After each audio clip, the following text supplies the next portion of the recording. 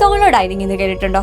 ഒറ്റയ്ക്കൊരു റെസ്റ്റോറന്റിൽ കയറി ഭക്ഷണം ഓർഡർ ചെയ്ത് ആസ്വദിച്ച് കഴിക്കുന്നത് ഒന്ന് സങ്കല്പിച്ചു നോക്കൂ. റെസ്റ്റോറന്റിൽ ഒറ്റയ്ക്ക് ഭക്ഷണം കഴിക്കുകയാണെങ്കിൽ നിങ്ങൾ ഏകാന്തത അനുഭവിക്കുന്നു എന്നല്ല അർത്ഥമാക്കുന്നത്.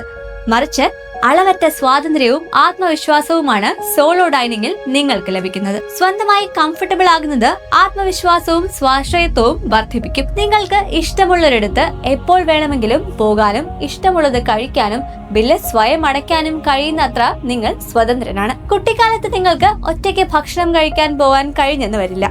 അതിനാൽ ഇപ്പോൾ അങ്ങനെ ചെയ്യാൻ കഴിയുന്നത് നിങ്ങളെ ശാക്തീകരിക്കുകയും നല്ല രീതിയിൽ മുതിർന്നവരായി കഴിഞ്ഞെന്ന് തോന്നിപ്പിക്കുകയും ചെയ്യും. ഒന്ന് ശ്രമിച്ചു നോക്കൂ.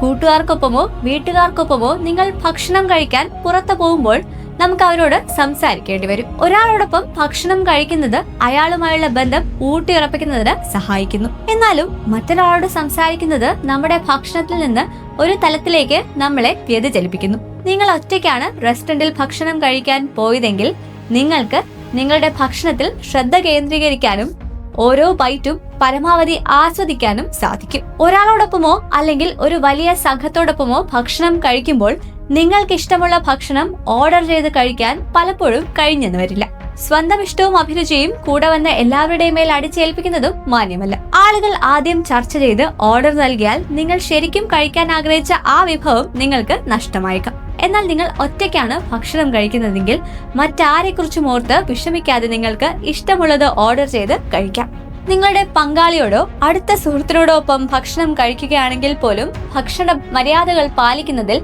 നമ്മൾ ശ്രദ്ധിക്കാറുണ്ട്. എന്നാൽ ആരും കാണാത്തപ്പോൾ നിങ്ങൾക്ക് ഇഷ്ടമുള്ള രീതിയിൽ ഭക്ഷണം കഴിക്കാൻ സാധിക്കും. ഒരാളോടൊപ്പം ഡൈനിങ് പ്ലാൻ ഉണ്ടാക്കുക എന്നതിനർത്ഥം നിങ്ങൾ പുറത്ത് ഭക്ഷണം കഴിക്കാൻ പോകുക മാത്രമല്ല, ആ വ്യക്തിയോടൊപ്പം സമയം ചെലവഴിക്കുക എന്നത് കൂടെയാണ്. സംഭാഷണത്തിലും നിങ്ങളുടെ കമ്പനിയിലും ശ്രദ്ധ കേന്ദ്രീകരിക്കുന്നത് പുതിയ ആളുകളുമായി ഇടപഴകാൻ വളരെ കുറച്ച് സാധ്യത മാത്രമാണ് ഉള്ളത്. മറിച്ച് നിങ്ങൾ ഒറ്റയ്ക്കാണെങ്കിൽ റെസ്റ്റോറന്റിലെ സ്റ്റാഫുമായോ നിങ്ങൾക്ക് ചുറ്റുമിരിക്കുന്ന മറ്റാരെങ്കിലുമായോ ഇടപഴകാൻ നിങ്ങൾക്ക് കൂടുതൽ സാധ്യതയുണ്ട്. ഇത് പുതിയ അനുഭവങ്ങൾക്ക് കാരണമാകും. അപ്പോൾ സോളോ ഡൈനിങ് അത്ര മോശം അനുഭവമല്ല. സെൽഫ് ലവിന്റെയും സെൽഫ് കെയറിന്റെയും പുത്തൻ വഴികളിൽ ഒന്നാണ്. ഇടയ്ക്കെങ്കിലുമൊക്കെ ഒരു സോളോ ഡൈനിങ്ങിന് പോകുന്നേ.